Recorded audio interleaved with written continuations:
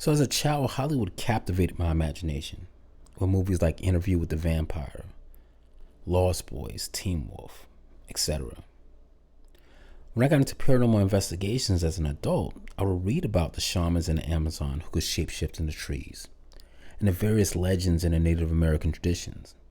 But nothing was still concrete.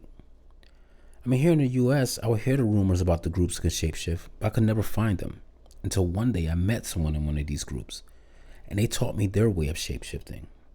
In hindsight, I should have been a little wary, bringing an animal spirit into my body. You guys know the warnings about the vampires. They can't come in unless you invite them.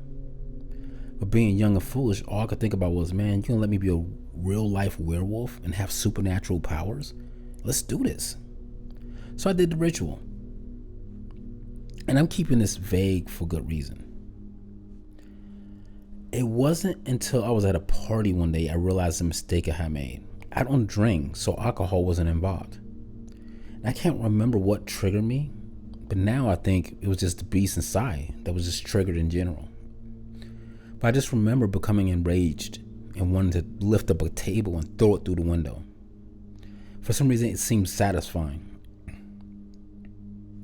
Then I heard someone say, as some thoughts were running through my mind, "Hey, you look like a werewolf." And immediately I was back in my right state of mind.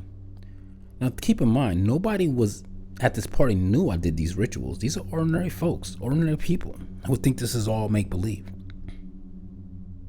It was at that moment I knew I had to stop the ritual, so I did. Now, stopping the ritual didn't stop the beast. And to be honest, I really didn't want to get rid of it because of the strength and the power it had. But I did stop the rituals before I fully shifted one day. I don't know if you guys remember, but HBO had a show back in the day called True Blood. And it revolved around the Stackhouse family, particularly Sookie Stackhouse. And she always attracted all these different types of creatures around her. And this isn't far from the truth. It had been years since I practiced the ritual to become a werewolf. And for the time being, the beast was at bay. And by happenstance, I met this lady one day. And we hung out a couple of times. And I asked her, I was like, "Hey, how come every time I'm around you, I feel really good?" I mean, her energy was intoxicating. And we never talked about the werewolf stuff or none of the paranormal stuff. And she told me, she's like, "I'm a battery for vampires." I didn't even know what that meant. So she explained. She let vampire groups feed off her energetically. They sit around a group and they just feed off her energy. And sometimes she let them feed off her blood.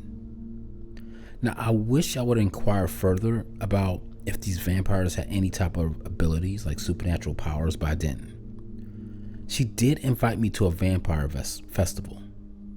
And when I looked online, I mean, there had to be hundreds of people out there. I mean, some of them obviously were cosplaying it. But by my guess, there was a few of them who were probably open practitioners.